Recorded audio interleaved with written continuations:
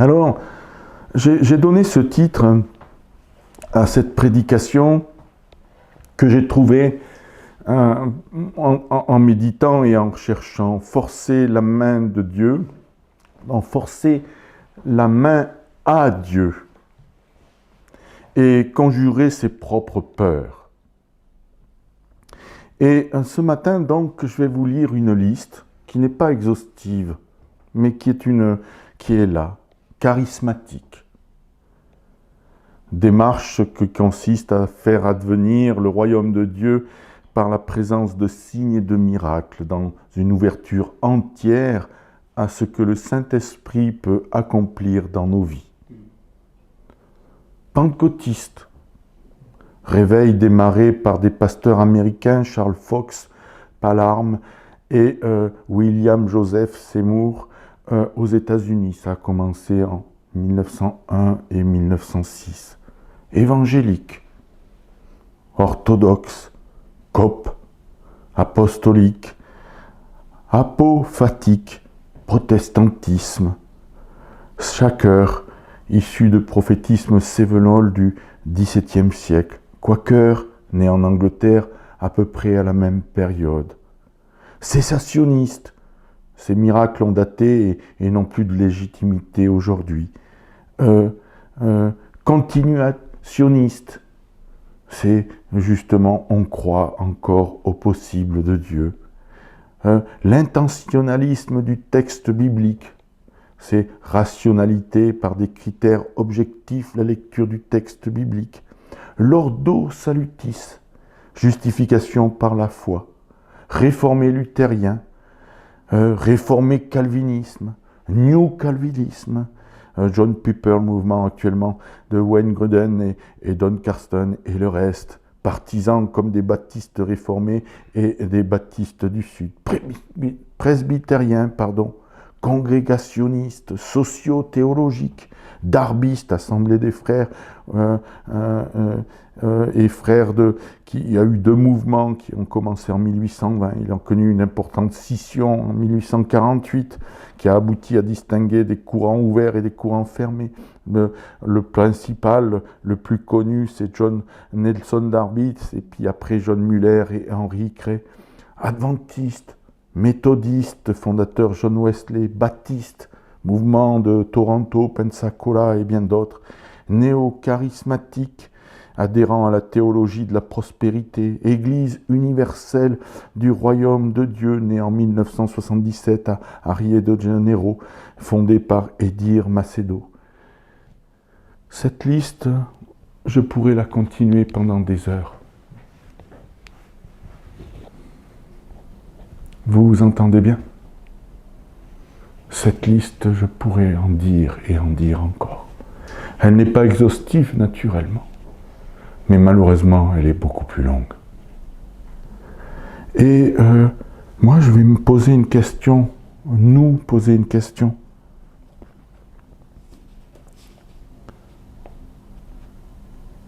De quel courant souhaitons-nous être ?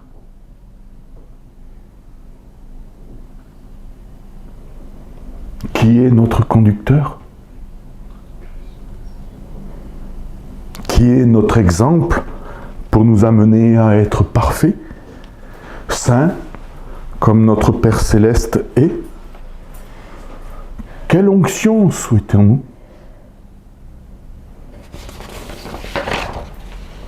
Quel mouvement suivre?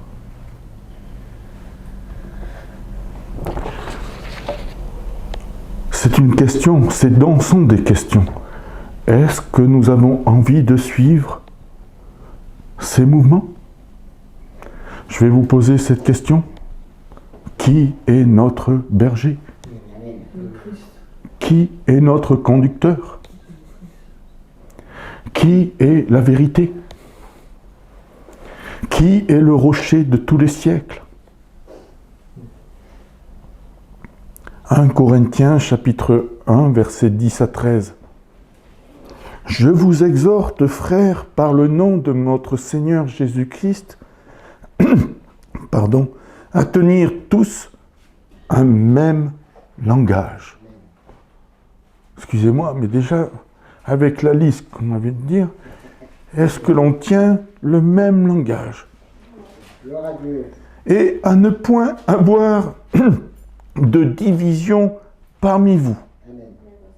mais à être, écoutez bien ça, puisque ce n'est pas moi qui l'ai écrit, donc vous pouvez y mettre foi, mais à être parfaitement unis dans le même esprit et dans le même sentiment. Verset 11, il est dit, « Car mes frères, j'ai appris à votre sujet par les gens de Chloé qu'il y a des disputes au milieu de vous. Je veux vous dire que chacun de vous parle ainsi.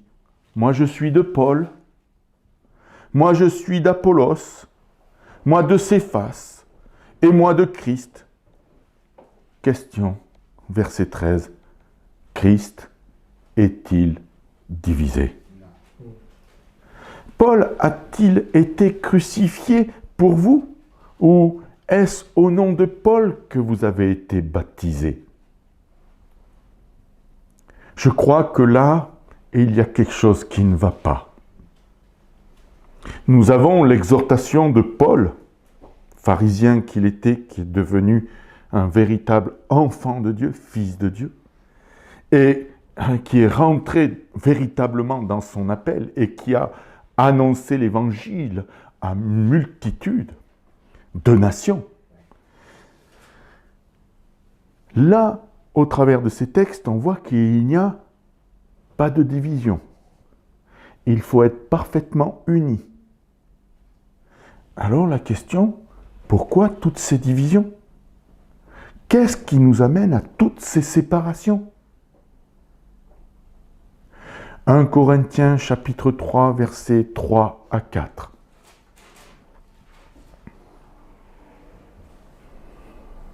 Je suis heureux parce que ces textes, ce n'est pas moi qui les ai écrits. Vous comprenez bien? C'est vrai qu'à force d'annoncer l'évangile, on se retrouve, comme ma femme le disait, parfois, on se trouve au front et on en prend plein la tronche. Mais nous devons nous réjouir parce que justement c'est pour et à travers la gloire de Jésus. Mais là, c'est Paul. Alors si vous avez envie de jeter des cailloux à Paul, le lapider, prenez de l'élan parce que là, ça va être difficilement atteignable. Mais bon, parce que vous êtes, verset 3 du chapitre 3 de 1 Corinthiens, parce que vous êtes encore charnel. En effet, puisqu'il y a parmi vous de la jalousie et des disputes, n'êtes-vous pas charnel et ne marchez-vous pas selon l'homme? Quand l'un dit « moi je suis de Paul et moi d'Apollos », n'êtes-vous pas des hommes? Donc si je comprends bien ces textes, c'est que les attributs qui sont donnés à la démarche de la division, de la séparation, sont charnels, sont humaines, ne sont pas dans l'esprit. Parce qu'il faut naturellement, si je peux me permettre, connaître ce principe, c'est-à-dire qu'il y a l'homme, et puis il y a l'homme. Ouh là là. Et il y a la femme, il ne faut pas que j'oublie, et la femme. Comme ça, parité oblige, je suis en règle ce matin. Mais une chose est certaine, c'est qu'il y a l'homme avec Dieu et l'homme sans Dieu. L'homme sans Dieu, c'est le charnel, l'humanisme. Et puis, il y a l'homme de Dieu, l'homme qui va vivre une nouvelle naissance, qui doit vivre une nouvelle naissance et vivre une croissance pour devenir mature. Mais, donc, ce qui divise, je reviens donc au texte, les disputes, ce qui crée des ressentiments, des différences et divergences dans l'esprit, c'est justement le charnel. Mais par contre, il y a autre chose qui doit nous unir. Mais ça, je vais y reviendre un peu plus tard. Jacques 3, versets 14 à 16, dit une chose concernant le charnel. Verset 14, « Même si vous avez dans votre cœur un zèle amer, un esprit de dispute, ne vous glorifiez pas et ne mentez pas contre la vérité.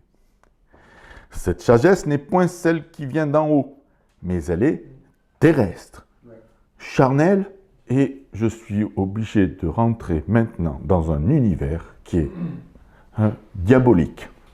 Et je vais y revenir. Car là où il y a un zèle amer et un esprit de dispute, et il y a du désordre et toutes sortes de mauvaises actions. Je répète, c'est dans Jacques chapitre 3, versets 14 et 16. Mais je vais répéter le verset 16 parce qu'il a un sens et une portée importante, non seulement dans le verset 15, terrestre, charnel, diabolique, mais là, il y a un zèle amer, un esprit de dispute, et ça va conduire à du désordre et toutes sortes de mauvaises actions.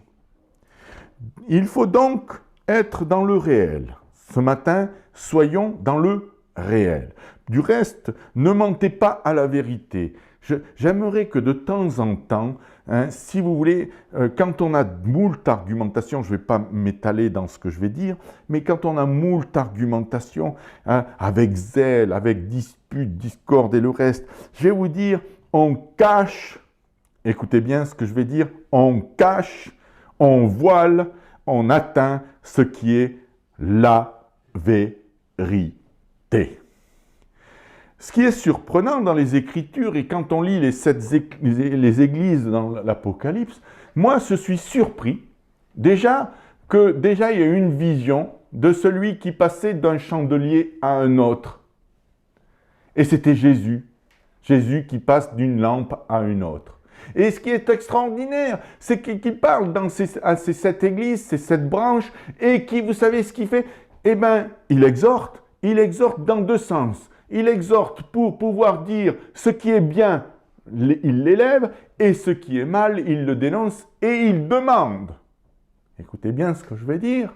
Il demande à très très fort pourcentage, mais non, pas très très fort en suquet, il demande impérativement qu'il y ait la repentance. Donc, mais ça, c'est Jésus. Moi, je suis content que ce soit Jésus. Parce que, de toute façon, passer d'un chandelier à un autre, je ne sais pas faire, et puis je ne vais pas essayer. Donc, restons dans le réel.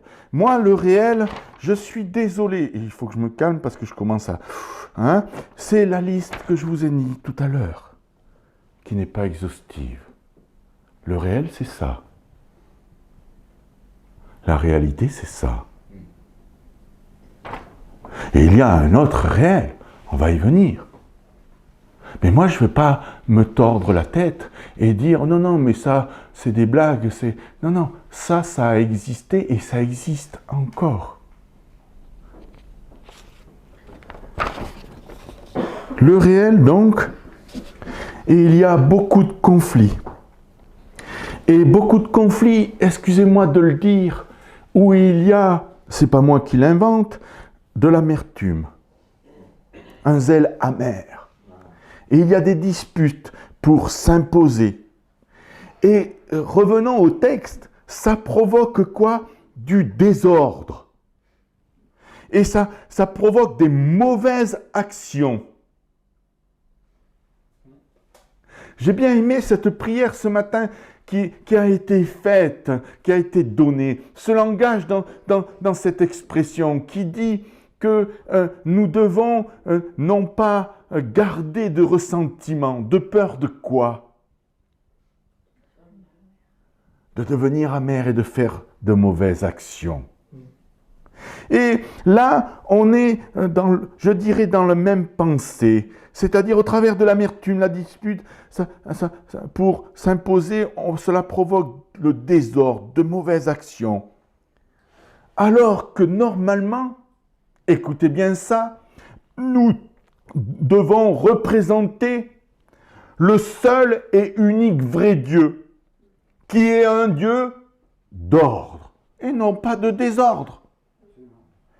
Et lui seul nous a préparé d'avance des œuvres bonnes, alors que le désordre amène des actions mauvaises. Donc, si je suis en train, et je me permets de me parler à moi-même, chaque fois que je me mets en contradiction en opposition pour moult raisons, parce que je vais y revenir naturellement. Pourquoi ces mouvements? Pourquoi ces courants? Pourquoi en arriver là? Alors il y a l'évolution de la connaissance, puisqu'il y a quand même un verbe sur lequel nous devons nous appuyer et qui est sérieux. La croissance augmentera, la connaissance, pardon, il y aura une croissance de connaissance parce qu'elle va augmenter. Donc, ça, c'est invariable. Et dans certains mouvements et courants, il y a une élévation, une chose certaine. Mais le problème, c'est que au bout d'un moment, ça prend une place que ça ne devrait pas prendre. Moi, je suis de Paul. Moi, je suis de Céphas. Moi, je suis de ci, de mi, de patati et patata. Tu es que dalle, tu es simplement un homme ou une femme qui a bénéficié d'une grâce éternelle, c'est-à-dire qui a dit à ta place, je viens, je vais donner ma vie, personne ne la prend, je vais mourir à ta place, je vais te donner maintenant un rang que tu avais perdu et dont tu n'avais aucune accessibilité. C'est moi qui, par ma grâce et ma grande bonté et miséricorde, qui accomplit l'œuvre qui te permet maintenant d'être appelé seulement enfant de Dieu.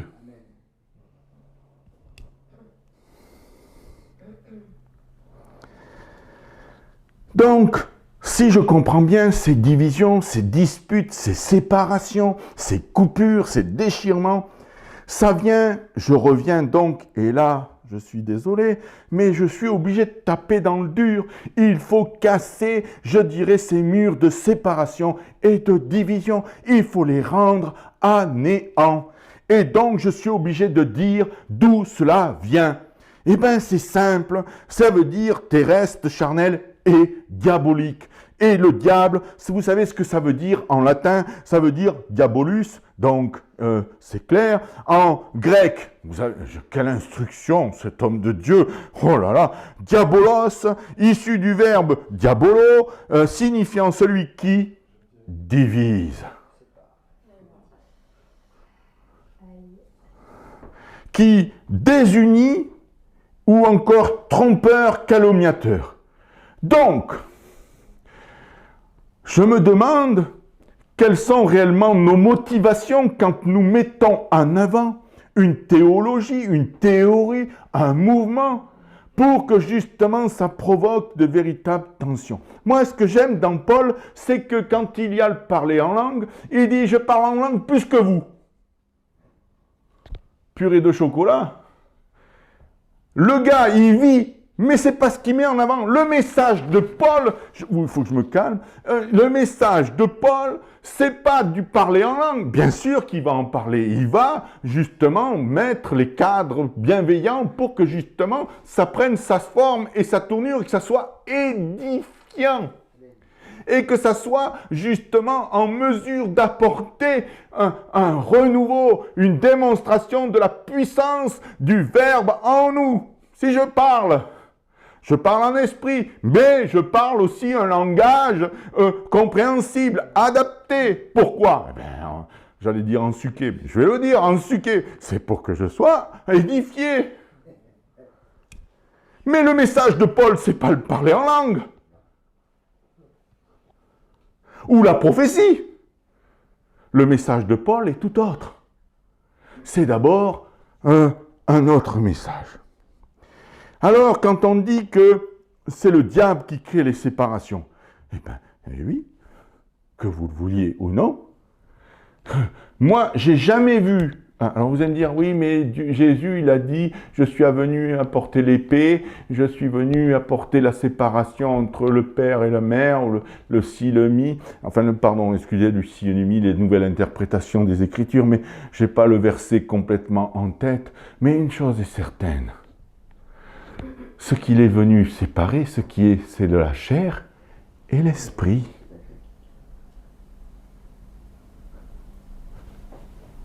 C'est tout.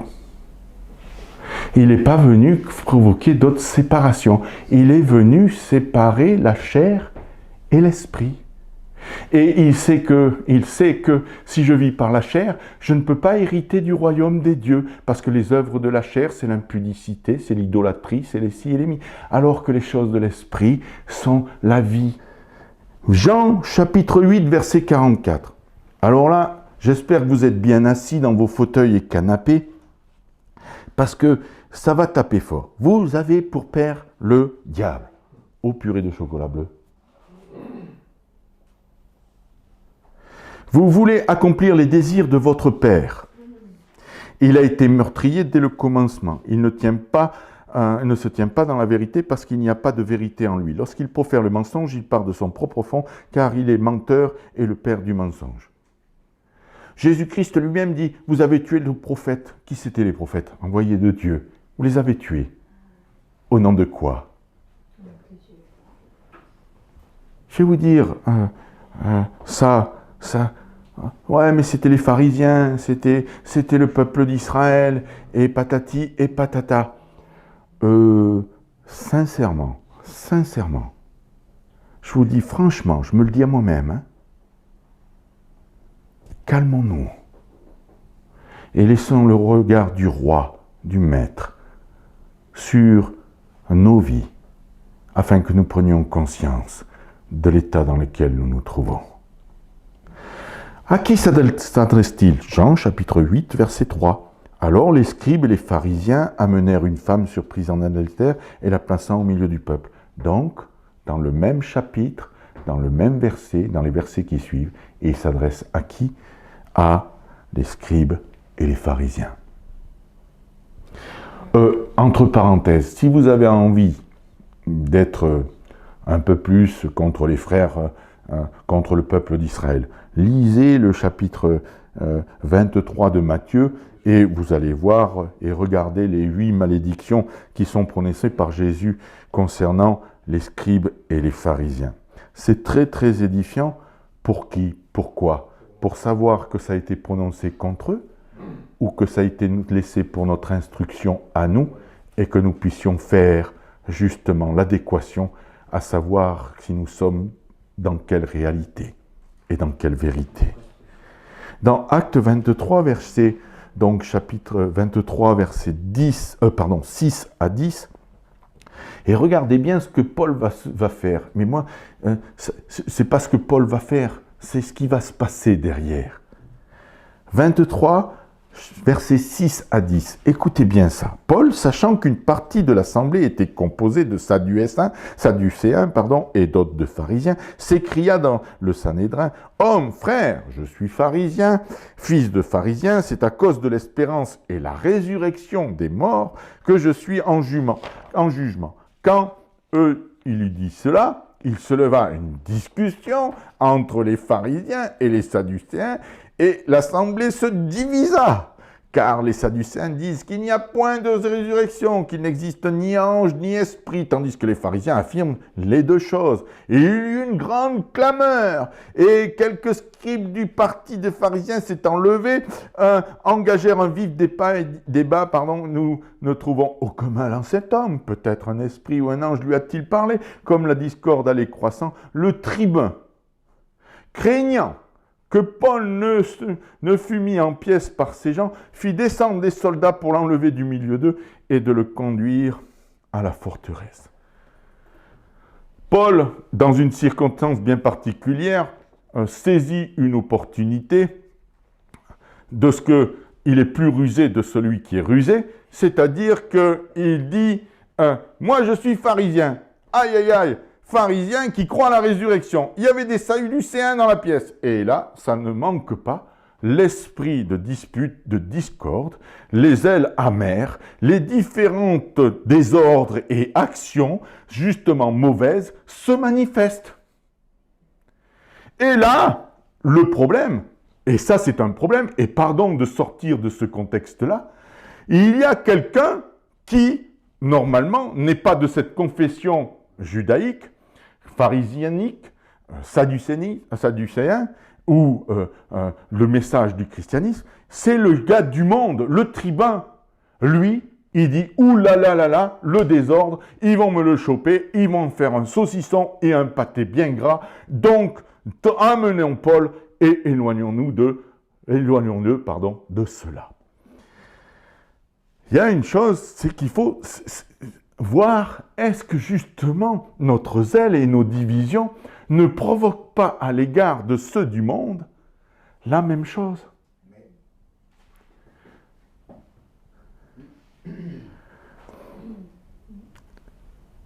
Elle porte préjudice à qui? Au témoignage que nous devons manifester. Je vais aller plus loin. Mais il y a une chose encore qui est surprenante. Tout le monde se dispute. Tout le monde se dispute, hein? C'est clair, net et précis. Le monde préserve Paul. Les gens du monde, pardon, hein, préservent Paul. Parce que pour eux, c'est hors sens. Hors sens, de se battre et de chamailler. Chamailler, ça va jusqu'à vouloir le lapider, hein, de le faire mourir. Hein. Donc, d'aller jusque-là. Il faut savoir qu'il y a une chose qui se passe. Quelques versets plus loin, puisque je vous ai dit que c'était les versets, de regarder mes notes, jusqu'au verset 10, et il y a un verset 11. Et le verset 11, il est surprenant. La nuit suivante, le Seigneur apparut à Paul et dit, prends courage, car de même que tu as rendu témoignage de moi dans Jérusalem, il faut que tu rendes témoignage dans Rome. C'est surprenant, mais vraiment surprenant, de savoir que la visitation du Christ est faite non pas de ceux qui sont provoqués de véritables désordres, de véritables divisions, de véritables langages qui sont prêts à se saisir de lui et le reste, c'est celui qui justement annonce l'évangile qui, lui, bénéficie de la visitation du Christ. C'est une parenthèse.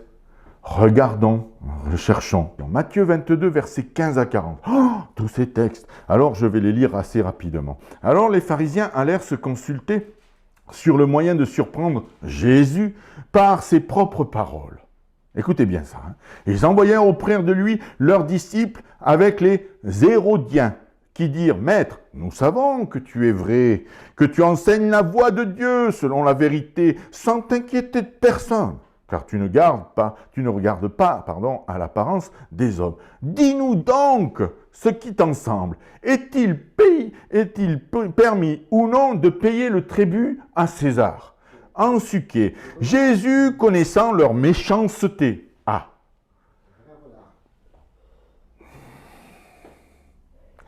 Jésus connaissant leur méchanceté, répondit, « Pourquoi me tentez-vous, hypocrite? Montrez-moi la monnaie sur laquelle on paie le tribut. » Ils lui présentèrent un denier et lui demandant de quelle effigie, inscription, ainsi de suite.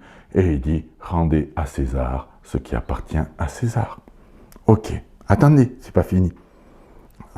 Donc, le même jour, verset 23, les Sadducéens, qui disent qu'il n'y a point de résurrection, viennent auprès de Jésus et lui firent cette question. « Maître », j'aime bien quand il a dit « Maître », Moïse a dit, si quelqu'un meurt sans enfant, son frère épousera sa veuve et suscitera une postérité, à son frère. Or, il y avait parmi nous 7 frères. Le premier se maria et mourut. Et comme il n'avait point d'enfant, il laissa sa femme à son frère. Il en fut de même au second, puis au troisième, jusqu'au 7e. Après eux, tous, la femme mourut aussi. À la résurrection, duquel des 7 sera-t-elle donc la femme? Car tous l'ont eu. Jésus leur répondit. Moi, j'aime bien, vous savez, Jésus. Hein. Dans la famille, je recadre toute la famille, c'est clair, net et précis. C'est vraiment le maître. Hein. Ok. Vous êtes dans l'erreur. Boum. Ça règle le problème. Déjà, vous êtes dans l'erreur. Et moi, je vais vous dire franchement, dans cette liste-là, il y a la vérité, et puis il y a l'erreur. Vous êtes dans l'erreur parce que vous ne comprenez pas ni les Écritures, ni la puissance de Dieu. Il y en a qui tordent les Écritures, et non seulement ils tordent, mais ils vous donnent des termes, mais à coucher dehors. Moi, je vous dis franchement, hein, et pour accepter Jésus, maintenant, il faudrait un bac plus 25. Si on écoutait certaines théologie, et qui déferlent sur différents sites. Moi, je suis de ci, moi de ça, mais je vais créer quand même des relations avec les uns et les autres. J'ai même écouté des cessationnistes qui écoutaient de ceux qui croient encore au miracle. Et puis, ils se tarent. Nous sommes cessationnistes, mais nous accueillons machin, bidule, truc chouette. Vous allez me dire, mais c'est ça l'unité. Oui, mais ce qu'il y a, c'est que tout le message qui va être donné est incompréhensible à une multitude. Je me demande si ce message-là guérit, délivre et soulage. Je continue avec ni les Écritures, ni la puissance de Dieu. Il y en a qui limitent la puissance de Dieu. Même moi, nous la limitons, bien-aimés. Car à la résurrection, les hommes ne prendront ni point, ni femme, ni mari, et ainsi de suite, et tatati. Je continue. Je suis le Dieu d'Abraham, d'Isaac et de Jacob. Il les renverse, il les met. La foule, écoutez bien ce qui se passe. La foule qui écoutait fut frappée de l'enseignement de qui? De Jésus. Et là, à un moment donné, la foule, elle attend autre chose que des messages tordus qui se battent, ces disputes, ces discordes. La foule a envie d'avoir de quoi? De voir le roi, le maître, accomplir, faire, se manifester. Alors, justement, les pharisiens, il nous manquait cela, ayant appris qu'il avait réduit au silence, donc ils étaient les Sadducéens, se rassemblèrent, et l'un d'eux, docteur de la loi, lui fit cette question pour l'éprouver. Maître, quel est le plus grand commandement de la loi? Et ainsi de suite, et ainsi de suite. Ces passages parlent de quoi? Ils parlent de séparation, ils parlent de division. Alors que eux-mêmes, normalement, devaient représenter et devaient accueillir celui qu'ils viennent tenter. Et au travers d'actes hypocrites et méchants, ils veulent le déstabiliser et rendre son témoignage à néant. Alors qu'eux-mêmes devaient conduire le peuple à la vérité, c'est-à-dire de dire « allez voir celui-ci », parce que c'est la vérité. C'est ce qui est écrit dans les textes que nous connaissons et que nous pratiquons depuis des siècles. Mais il faut savoir que, justement, ces représentants étaient craints. Et nous avons moult exemples dans les Écritures qui, à cause de la crainte, ne leur permet pas de rentrer à cette foule, dans cette confession et cette proclamation de dire « je crois ». Mais cette foule, devant la démonstration du royaume de Dieu, peut être dans l'admiration, dans l'extase, dans l'interrogation, peuvent louer et glorifier Dieu. Le peuple, voyant que Dieu se manifestait au travers de Christ et de ses disciples les apôtres, en fait la différence entre ceux qui sont religieux et ce qui est la vérité. Je vous dis encore de nos jours, moi-même, nous avons frelaté le véritable évangile. Nous ne pourrons pas atteindre le véritable évangile, mais le message que nous faisons est souvent frelaté. Nous l'empêchons d'être ce qu'il doit être, c'est-à-dire le moyen de sauver, de guérir et de transformer. Nous l'avons compliqué de telle manière qu'il est difficile à une personne qui ne le connaît pas de le comprendre. Nous l'avons rendu inaccessible par nos ruptures, nos séparations. Du temps de Jésus, je vais vous dire une petite liste, mais je suis pensé parce que je me suis dit, mais Seigneur, qu'est-ce qui se passait? Il n'y avait pas que les pharisiens, les sadducéens, pourquoi? Et regardez, du temps de Jésus, il y a eu des pharisiens, le courant sadducéen, esséniens, zélotes, galiléens, hellénistes, méristes, génistes, hellénistes, baptistes, héméro-baptistes, et je vais vous dire franchement, je m'y suis perdu à un moment donné, et c'est simplement une petite liste de ce qu'il pouvait y avoir, mais elle est déjà moins importante de ce que nous en avons maintenant au travers de 2000 ans. Et regardez bien ce que Jésus dit à cette période-là, à ce moment-là. Matthieu chapitre 9, versets 36 à 38. Voyant la foule, il fut ému de compassion pour elle, parce qu'elle était languissante et abattue, comme des brebis qui n'ont point de berger. Alors il dit à ses disciples, la moisson est grande, mais il n'y a pas ou peu d'ouvriers. Priez donc le maître de la moisson d'envoyer des ouvriers dans la moisson. Surprenant. Surprenant. Du temps de Jésus, Jésus est en train de dire à ses disciples, priez pour qu'il y ait des ouvriers.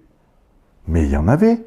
Et il y avait les pharisiens, les sadducéens, et il y avait les baptistes, les héméro-baptistes, les hellénistes, les zélotes, les galiléens et le reste.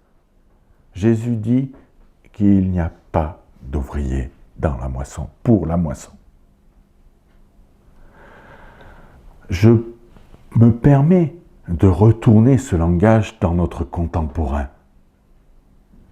Y a-t-il réellement des ouvriers dans et pour être dans la moisson?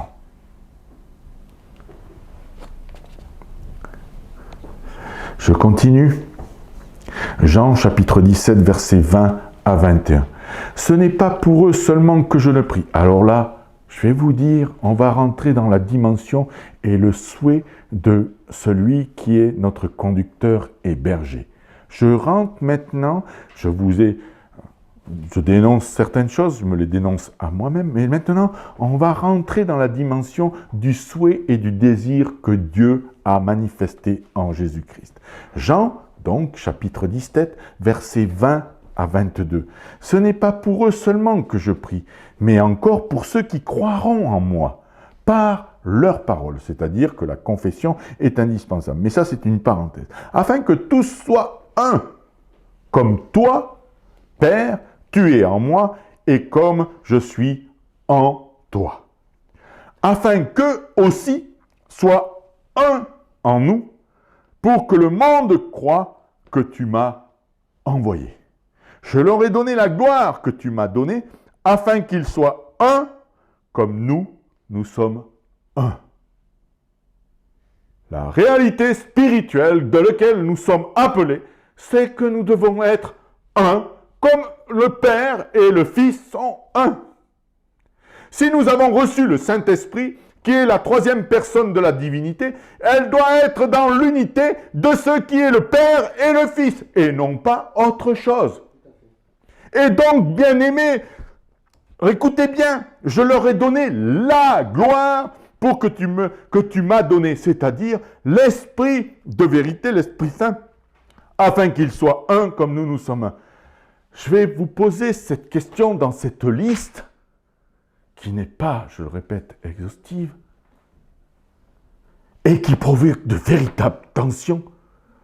Parce que même encore dans l'actualité, en France ou ailleurs, vous savez qu'il y a des mouvements qui sont assis depuis des décennies et pourtant qui sont en train de vivre de véritables déchirements. Oui, le mot que je viens d'entendre dans cette pièce, c'est le mot « malheureusement ». Des mouvements. J'ai entendu encore une prière ce matin qui disait le nombre de fédérations et confédérations parle d'elles-mêmes, parle de nos divisions, de nos séparations. Je vais vous dire franchement, je ne sais pas où c'est que vous en êtes, où j'en suis, quelque part. Mais regardons les phares. Les yeux resplendissants, rayonnants, remplis de sainteté et de justice du Seigneur des Seigneurs. Nous éclairer. Où est cette gloire qui nous a été donnée et qui nous permet d'être un? Où est-elle? Est-ce que Jésus-Christ a failli dans sa prière? Est-ce qu'il a été exaucé, oui ou non? Je vous dis que le Christ a été exaucé, il est glorifié pour toute l'éternité. Et le jour où il va paraître, il ravira ceux qui sont dans l'attente. Et il ravira ceux qui sont morts et qui sont aussi dans l'attente de la résurrection et de la vie. Et je vous le dis que le Christ va prendre ceux qu'il a connus et qui l'ont connu. Et ce n'est pas les signes et les miracles qui feront la différence seulement. Ce n'est pas les docteurs et les enseignants qui feront la différence. C'est ceux qui auront fait la volonté de son Père. Et la volonté du Père, c'est que nous soyons un. Que vous le vouliez ou non, c'est comme ça et c'est pas différemment. Parce que c'est pas moi qui ai fait cette prière. Où est donc cette gloire qui provoque et qui doit manifester l'unité? Où est-elle? Où est-elle? Qu'est-ce que nous avons mis à la place? Nous disons oui dans le temple au travers des rois. Souvenez-vous cet enseignement que je vous ai donné au travers de moi et de moi concernant le temple et les déchirements, les dégradations, ce qui était mis en place, qui a été enlevé, qui a été mis au service du monde et le reste. Nous en sommes dans le même état. Dans le même état. Nos autels sont, et nos poteaux, nos prostitutions spirituelles sont justement nos déviances, nos théologies, nos théories que nous mettons en avant. Et hardis petits, et nous oublions quoi? Le véritable témoignage qui doit être manifesté au travers de ce temple que nous sommes.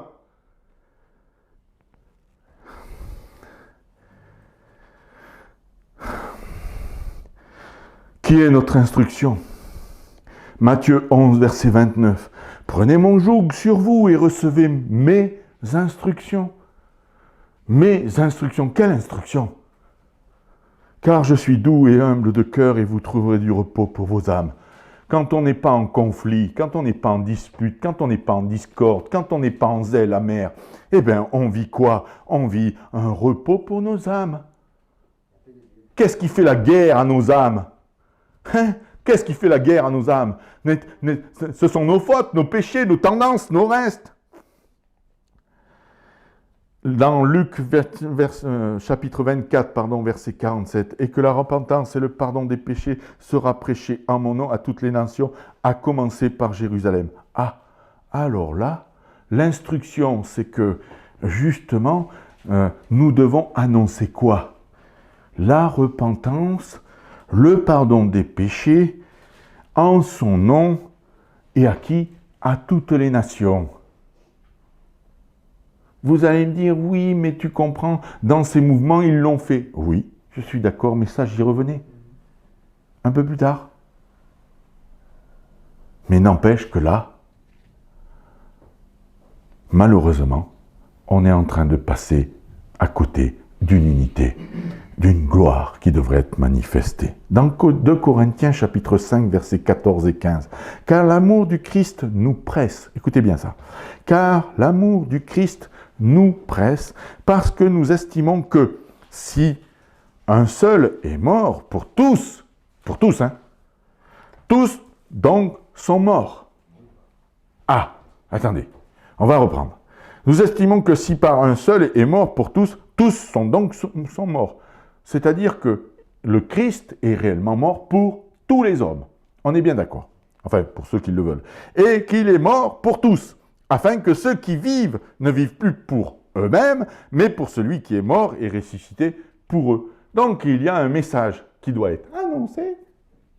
Ce message, il est d'une simplicité à défier toute concurrence, puisque, justement, c'est ce message qui a fait taire toute adversité. Il a triomphé un spectacle, il a triomphé d'eux. Il s'est levé, les ennemis se sont enfuis, il n'y a plus aucun droit. Quel est ce message? C'est le Saint-Évangile, annoncer que nous devons nous repentir, nous revenir à Dieu, et que en cette repentance, il y a un plan de salut et de rédemption extraordinaire, c'est-à-dire que Jésus-Christ est mort, mais bien plus, il est ressuscité d'entre les morts.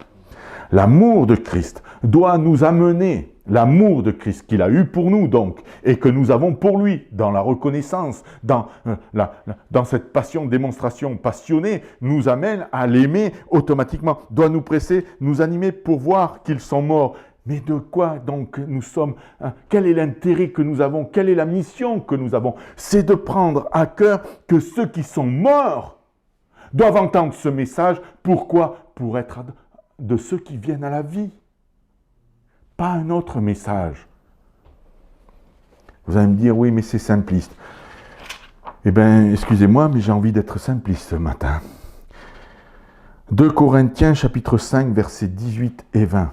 Et tout cela vient de Dieu qui nous a réconciliés avec lui par Christ. Donc, il y a un message de réconciliation, je vais y revenir. Avec lui par Christ, qui nous a donné le ministère de la réconciliation. Car Dieu était en Christ, réconciliant le monde avec lui-même. En n'imputant point aux hommes leurs offenses, il a mis en nous la parole de réconciliation. Nous faisons donc les fonctions d'ambassadeurs pour Christ, comme si Dieu exhortait par nous, nous vous en supplions au nom de Christ, soyez réconciliés avec Dieu. Le message que nous avons, l'Église que nous sommes, c'est-à-dire l'épouse de Christ, celui qui est à la tête de cette assemblée, de cette Église qui passe au travers des siècles, a un souhait, a un désir, un seul et unique, c'est que nous soyons de ceux qui réconcilient les hommes avec Dieu par le message de celui qui a envoyé le moyen de réconciliation, c'est-à-dire Jésus-Christ.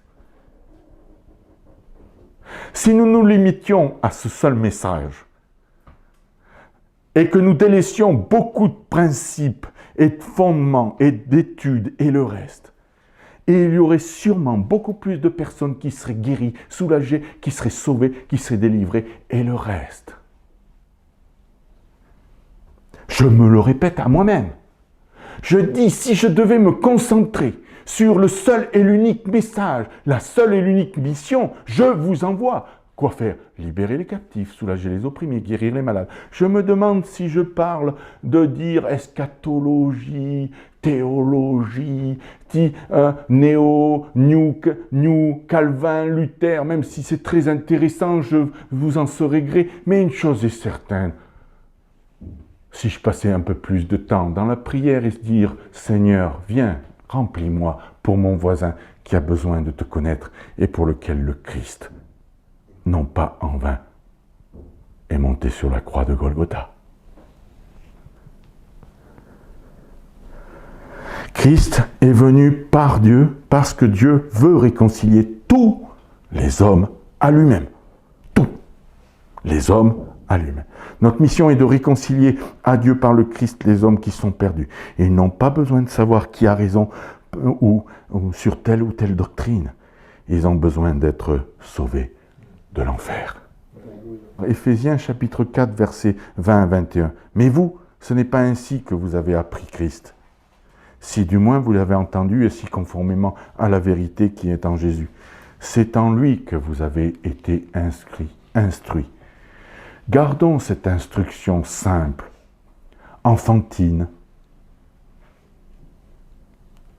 qui va nous permettre d'être en lui pour que justement les âmes soient sauvées. La véritable instruction de Christ, qui est la vérité, c'est de faire connaître sa mort et sa résurrection aux hommes. Et il n'y a pas d'autre instruction de la part de Jésus. Quand ils ont reçu cette puissance, la puissance du Saint-Esprit, je suis désolé, mais vraiment désolé, pour moi-même et tout le reste. C'était pour que justement ils puissent ajouter à l'Église. Pour que les nations puissent entendre le Saint-Évangile. Pas pour savoir qui fait quoi, comment, couiche, concombre. 1 Jean, alors là, alors là, je vais vous dire, franchement, on en prend plein la bougie. Mais là, on va en rester sur un seul verset. 1 Jean, chapitre 2, verset 27. Pour vous, l'onction... Attendez, je reprends. Notez-le bien, ce verset, s'il vous plaît, prenez le temps. 1 Jean, chapitre 2, 27. Pour vous, l'onction, vous savez le terme, l'onction, la démonstration, l'onction que vous avez reçue de lui demeure en vous. Vous n'avez pas besoin qu'on vous enseigne, comme son onction vous enseigne toute chose et qu'elle est véritable et qu'elle n'est point mensonge. Demeurez en lui selon les enseignements qu'il vous a donnés. Onction, la puissance du Saint-Esprit. Donc, à un moment donné, la puissance du Saint-Esprit doit nous conduire à ne pas nous diviser et ne pas rentrer dans des connaissances et dans des dimensions qui divisent.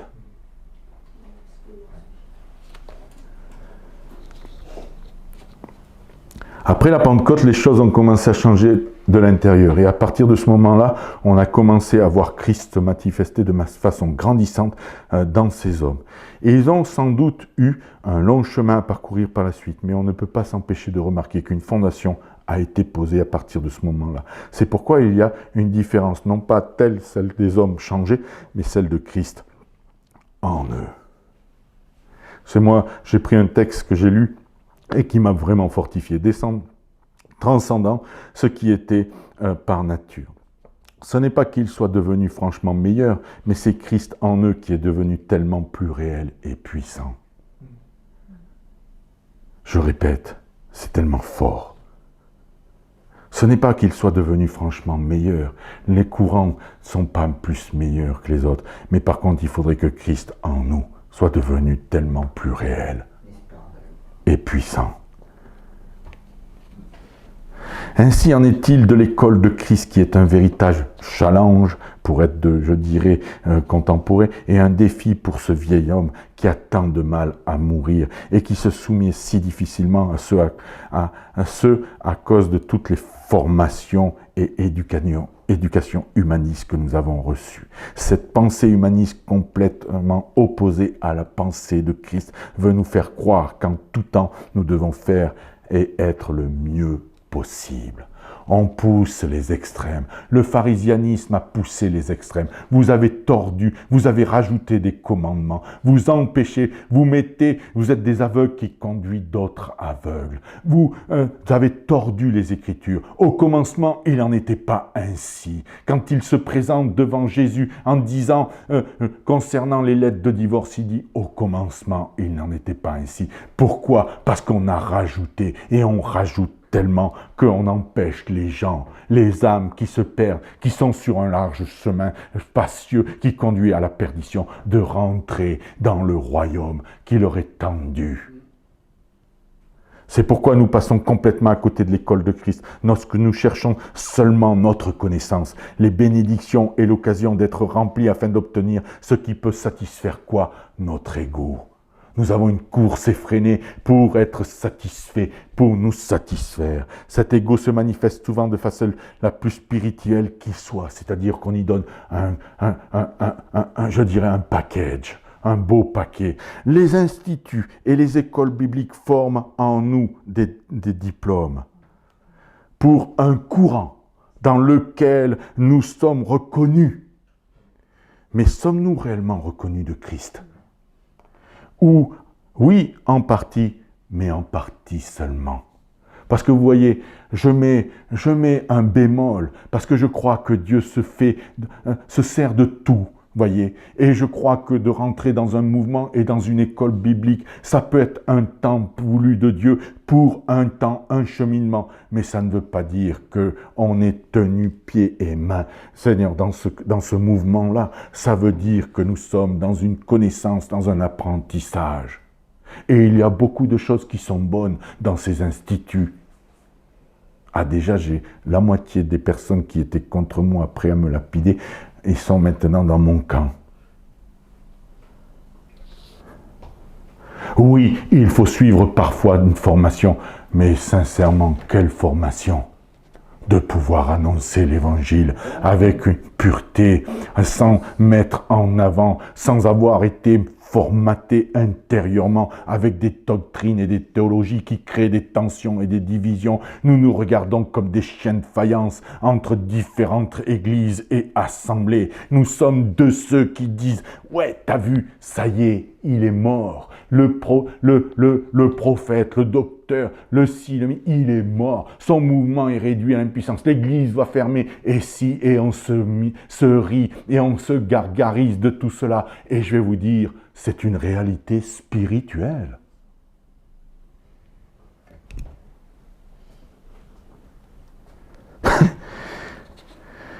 Nos instituts forment quoi? Vous savez, il y a des écoles de commerce. Hein? Moi, je parle comme ça. Je pourrais dire... Et on met sur notre CV quoi? École de commerce. C'est une référence. C'est une référence de quoi? Une référence que, voilà, il est formaté, le mec, on peut le prendre. Parce que nous, ça correspond à notre politique commerciale. Ou nous souhaitons cette politique commerciale intégrante dans notre société. Donc, il faut le faire venir. Mais nous faisons exactement la même chose que dans le monde. 1 Corinthiens chapitre 13 versets 8 à 10. La charité ne périt jamais. Les prophéties prendront fin, les langues cesseront, la connaissance disparaîtra. Purée de chocolat bleu, le mec qui a bossé pendant 7 ans de théorie et qui est devenu docteur, il arrive là-haut, ça lui sert de que dalle. Attendez, hein, c'est pas moi qui l'ai inventé, hein. La charité ne périt... Ah, c'est l'amour, par contre. Ça. L'échelle. J'aimais bien mon frère Truchel. J'aimais ce frère. Je vais vous dire, dès qu'il prenait la parole, vous sentiez l'autorité. Mais alors, vraiment, vraiment. Hein. Et le gars, il te dit, la seule échelle sur laquelle on va être jugé là-haut. C'est simple. C'est pas seulement Pierre qui l'a annoncé. Il y en a moult qui l'ont annoncé. Je vais vous dire, c'est l'amour. C'est l'amour. C'est l'amour. L'amour.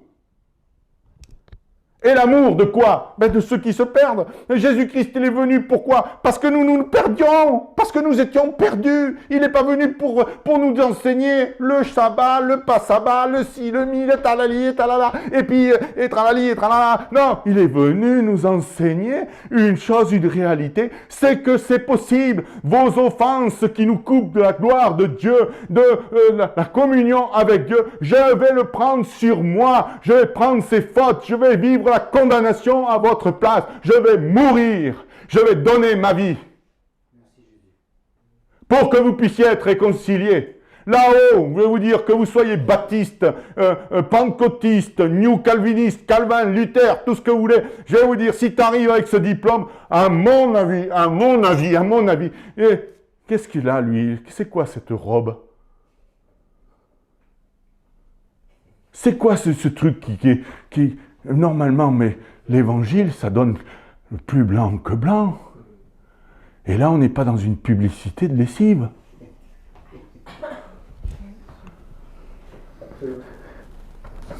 Car nous connaissons en partie, nous prophétisons en partie, mais quand ce qui est parfait sera venu, ce qui est partiel disparaîtra. Ah, vous allez me dire, ça aurait su me faire.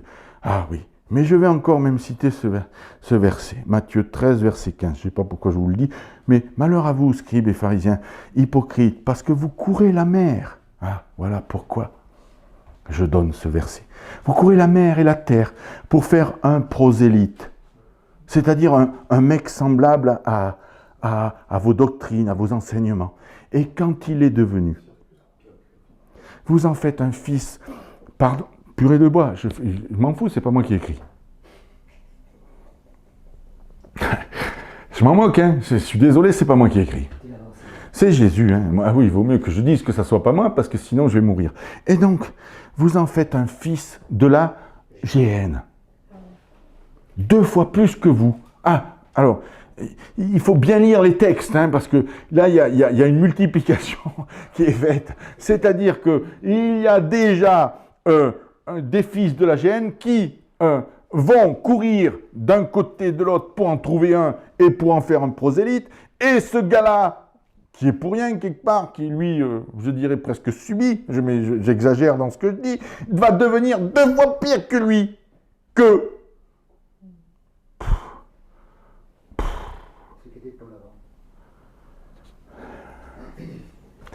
Nous devons donc en arriver à ce constat, à un constat sévère qui nous amène à découvrir que nos meilleures intentions sont déviées et corrompues. Et que nos motivations les plus pures sont impures à ses yeux, c'est-à-dire avec un grand S. Est-ce que tout est mauvais? Non, loin de là.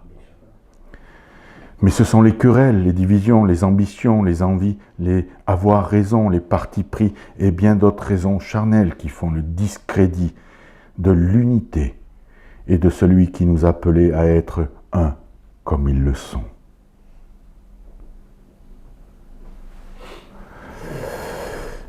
C'est seulement ça. Il y aura toujours du bon à prendre. L'apôtre nous conseille, prenez ce qui est bon. Rejeter ce qui est mauvais, savoir discerner ce qui est bon et ce qui est mauvais. Moi, ce matin, je donne ce message, comme pour moi-même, je le reçois pareil. Je me dis, Jean-Marc, Oui, oui, parce que je m'appelle Jean-Marc.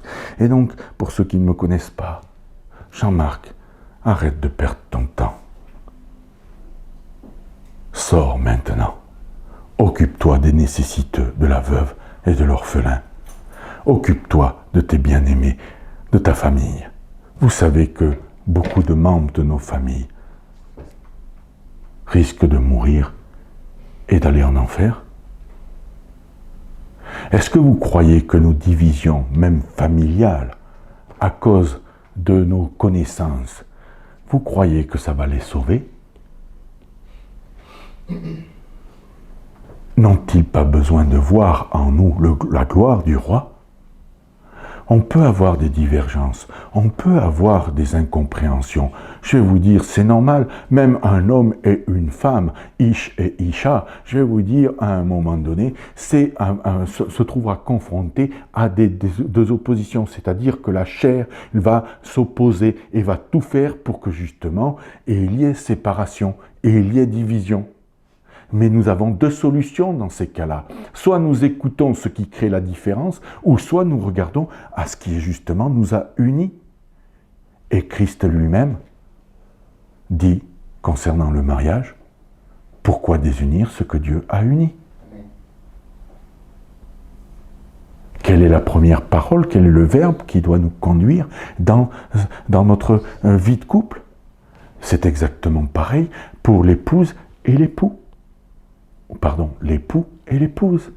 L'épouse est sanctifiée par la parole.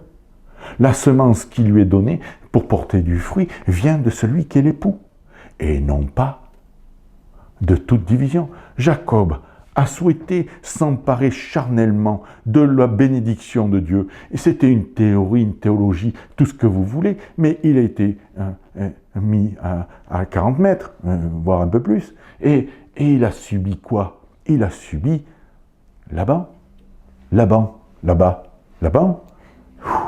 Et Laban, c'était un sacré loustique. Mais regardez bien, oui, mais Jacob, c'était la bénédiction. Ouais, ça a été la bénédiction. C'est vrai qu'il a prospéré au niveau matériel. Mais Rachel, Léa, et les si et les mi,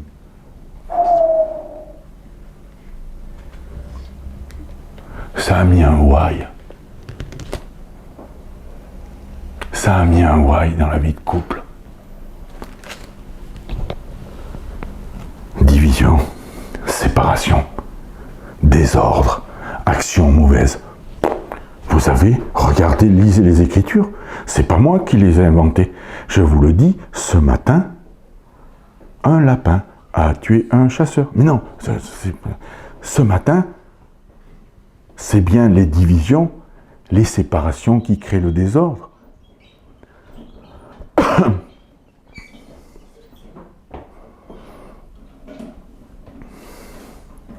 Philippiens chapitre 1, versets 15 à 18. Quelqu'un, il est vrai, prêche Christ, écoutez bien ça, par envie et par esprit de dispute. Mais d'autres le prêchent avec des dispositions bienveillantes. Ceux qui agissent par amour, sachant que je suis établi pour la défense de l'Évangile, tandis que ceux-là, animés de dispute, annoncent Christ par des motifs qui ne sont pas purs. Avec la pensée de me susciter de quelle tribulation et de mes liens, qu'importe, de toute manière. Donc là, c'est Paul qui parle, et voyant justement ces disputes, ces discordes, ces partis pris, ces envies et le reste, ces motivations impures, là, il dit une chose de toute manière, que ça soit pour l'apparence, que ça soit sincèrement, Christ n'est pas moins annoncé.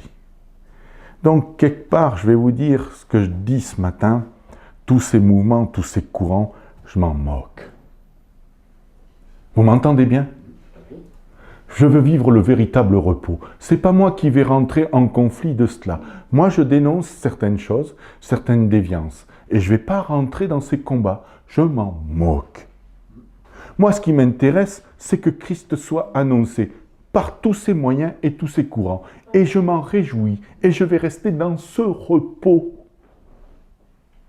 Et je ne vais pas essayer de dire, oui, mais c'est qui a raison, c'est qui n'a pas, qui a tort, ou bon, enfin, on peut tout faire dans tout le mélange, ça peut être une salade incroyable.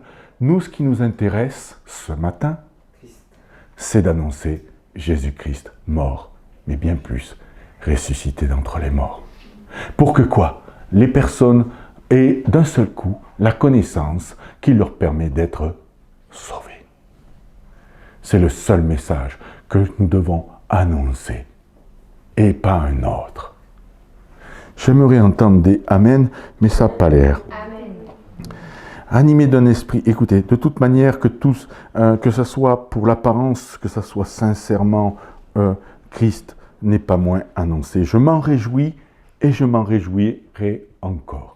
Alors, je ne vais pas dire, pardon, je ne vais pas dire continuez vos disputes parce que de toute façon, non, c'est ce que j'ai dénoncé. J'ai dit ces disputes et ces discordes devraient se taire devant l'onction du roi qui nous est donnée pour que justement, manifestant notre unité, notre fraternité, nous puissions témoigner véritablement et que sa gloire descende pour que justement les âmes voient que nous sommes un et que nous sommes ses enfants.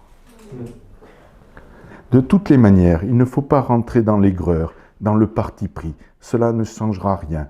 Mais par contre, nous devons faire ce à quoi nous sommes appelés, c'est-à-dire annoncer, je le répète, Christ mort et ressuscité à ceux qui se perdent. C'est le seul message que nous devons annoncer. Et si vous regardez bien, il créera ce seul message, il créera la séparation, la division, à l'égard de qui?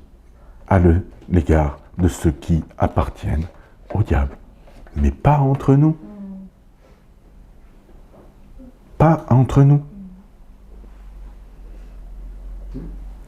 Ça sera ceux qui s'opposeront, qui rejetteront la pierre angulaire de tout l'édifice, qui regarderont ce rejeton comme un moins que rien. Mais sachez une chose, et il faut pouvoir le dire, c'est que un jour, tout genou fléchira. Devant quoi? Devant celui qui paraîtra.